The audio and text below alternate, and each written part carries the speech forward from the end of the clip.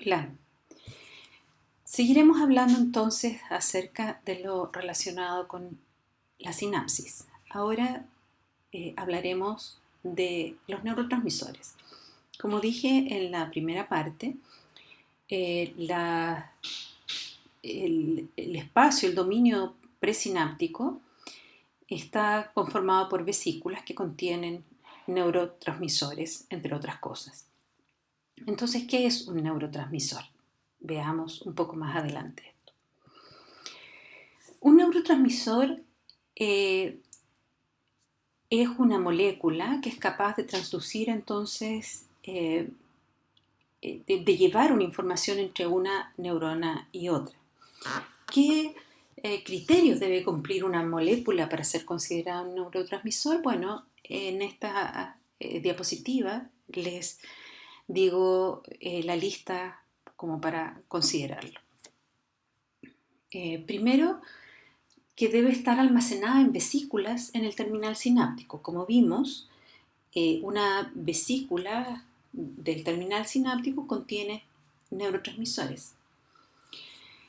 Este neurotransmisor, que está contenido en vesículas, para ser considerado un neurotransmisor debe estar sintetizado por la neurona presináptica. Obviamente tiene que ser generado allí.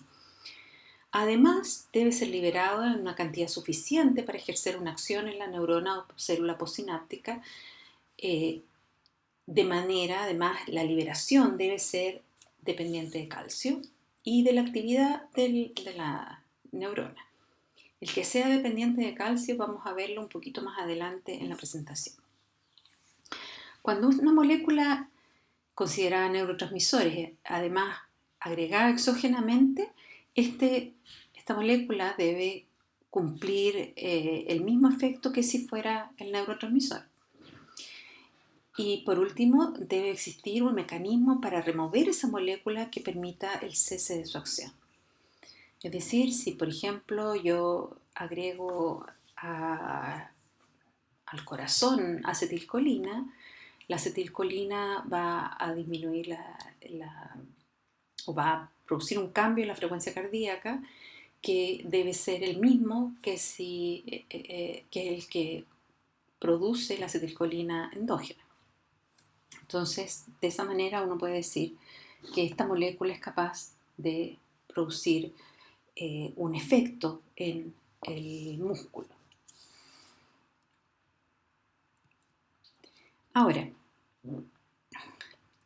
ya dijimos que las sinapsis químicas son las que contienen los neurotransmisores. Las sinapsis químicas son capaces entonces de transformar la señal eléctrica en una señal química que va a ser entendida por la neurona postsináptica.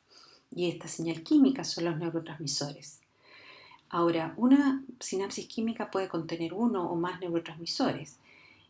Y los neurotransmisores los podemos dividir, los podemos clasificar en dos grandes tipos. Uno, lo que llamamos los neurotransmisores clásicos o de molécula pequeña, como por ejemplo la acetilcolina, de la cual ustedes han oído hablar mucho, el glutamato, la dopamina, o lo que llamamos los neurotransmisores peptídicos, que son polipéptidos o aminoácidos que forman un péptido, como la encefalina, la colicitoquinina, la sustancia P, endorfina, etc. Los neurotransmisores de molécula pequeña son almacenados en vesículas pequeñas y transparentes a la microscopía electrónica, y estos eh, pueden ser aminoácidos como el glutamato, el GABA, la glicina o otras moléculas pequeñas como acetilcolina. Y a estos neurotransmisores de molécula pequeña le decimos que median la transmisión sináptica rápida. Hay también neurotransmisores de molécula pequeña que son almacenados en vesículas más grandes de centro denso, y estas son, por ejemplo, las catecolaminas, la serotonina, que también son considerados neurotransmisores de molécula pequeña, pero que median una transmisión sináptica un poco más lenta que los anteriores. Y por último, están los neuropéptidos, que están almacenados en vesículas grandes también, de centro denso en general, y que median la transmisión sináptica lenta, muy lenta en general. ¿Cómo se sintetizan estos neurotransmisores? Y esta es una de las diferencias principales entre los neurotransmisores de molécula pequeña y los neurotransmisores peptídicos. Los neurotransmisores peptídicos, por el hecho de ser una cadena polipeptídica, están codificados en el ADN, son sintetizados entonces a partir de RNA mensajero, que luego trafica a través del retículo endoplásmico y aparato de Golgi para ser almacenado en vesículas en el soma neuronal. Una vez incorporadas las vesículas en el soma neuronal, que son vesículas que nacen a partir del aparato de Golgi, estas vesículas entonces son traficadas por el axón hacia el terminal sináptico. Las vesículas con neurotransmisores peptídicos, una vez liberado este neurotransmisor peptídico, ese neurotransmisor peptídico difunde, se degrada y es perdido, digamos, en el fondo, ya no vuelve a ser sintetizado a partir del terminal. Por el contrario, los neurotransmisores de molécula pequeña, su síntesis se produce a partir de enzimas y de precursores que están en el terminal nervioso.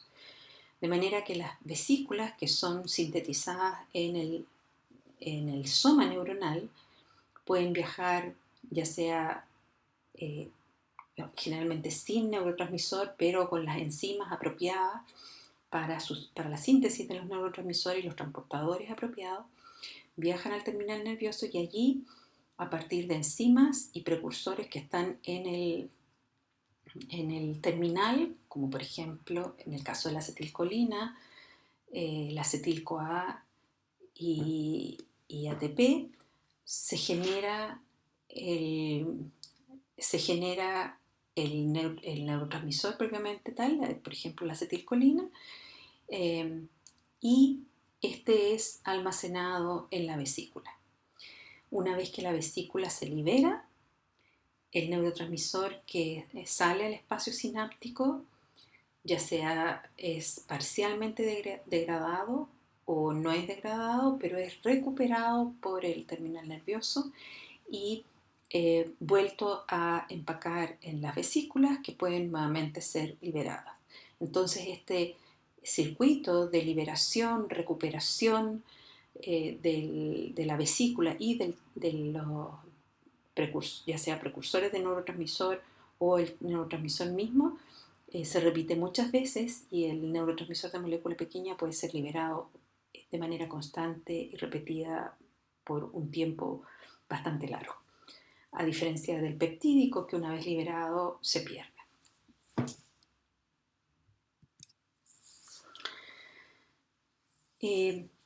Como decía, los neurotransmisores de molécula pequeña son de distinto tipo. Por ejemplo, los aminoácidos, como la glicina y el glutamato, viene del ácido glutámico y la glicina.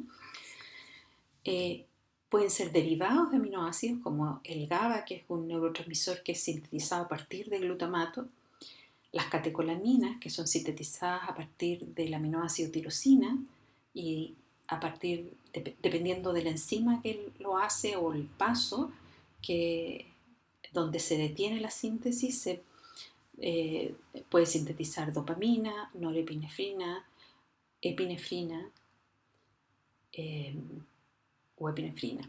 Luego tenemos la serotonina, que es derivada de otro aminoácido, el triptofano, y la histamina, que es derivada de un tercer aminoácido, la histidina. Luego tenemos la acetilcolina, que se sintetiza a partir de precursores como el acetato y la colina, a partir de la colina y el coenzima, el ATP y algunos productos de degradación como la adenosina.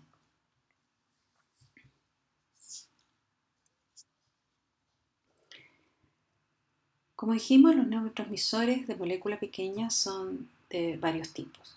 Por ejemplo, tenemos los que son aminoácidos propiamente tales como la glicina y el glutamato.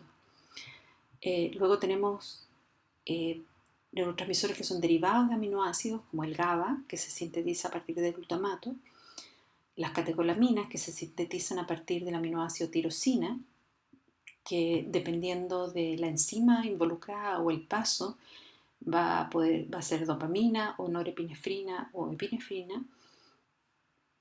Luego tenemos la serotonina, que es derivada de triptofano, y la histidina, que es derivada de histidina. La histamina, que es derivada de histidina.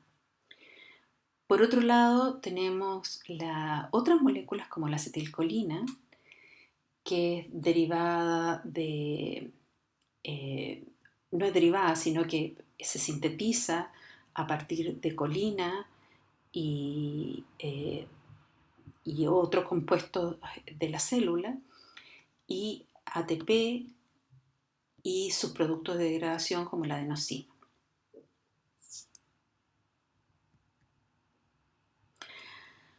Por otro lado, los neuropéptidos son un grupo de moléculas muy diverso y muy grande, para el cual me parece que todavía no tenemos realmente una lista completa, debido a que hay muchas moléculas que antes o sea, que todavía podrían ser consideradas como neurotransmisores.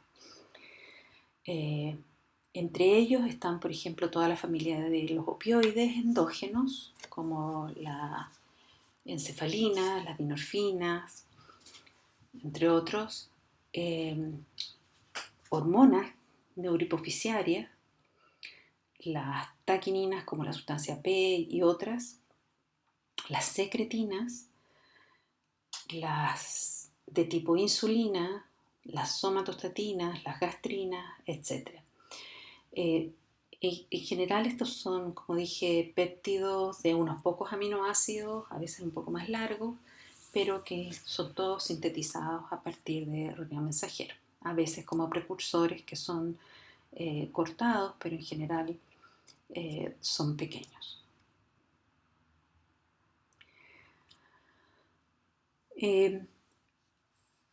Algo, como les había comentado previamente, las vesículas se trafican desde el soma neuronal hacia el terminal nervioso, y algunas de ellas, cuando están rellenas de un neurotransmisor de molécula pequeña, pueden ser endocitadas, vueltas a rellenar y vueltas a liberar. Y este es un proceso bastante dinámico que también depende por ejemplo, actividad. Vesículas que no pueden ser recicladas, las membranas y los componentes de la vesícula son vueltos otra vez hacia el soma neuronal, donde son degradados y reciclados para otros componentes. Cada vesícula, particularmente específicamente las de neurotransmisores de molécula pequeña, contienen transportadores que permiten transferir el neurotransmisor desde el citosol al interior de la vesícula. Para lograr esto, se requiere para lograrlo de buena manera, los neurotransmisores son transportados a favor de una gradiente de protones. Entonces, básicamente lo que hay es que dentro de la vesícula existe una gradiente de protones, o sea, hay una alta concentración de protones. Y esa concentración de protones es generada por una bomba de protones que ingresa protones al interior de la vesícula.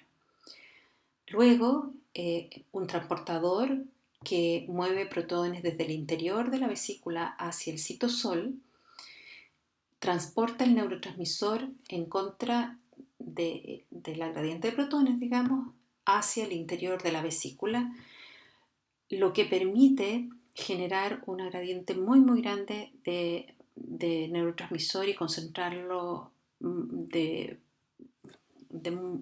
varias veces, muchas veces al interior de la vesícula. Por lo tanto, la capacidad de concentrar neurotransmisor depende de esta gradiente de protones que se genera por un transporte primario de protones y luego un transporte secundario. Usando esa gradiente de protones, ingresa neurotransmisor y lo concentra dentro de la vesícula.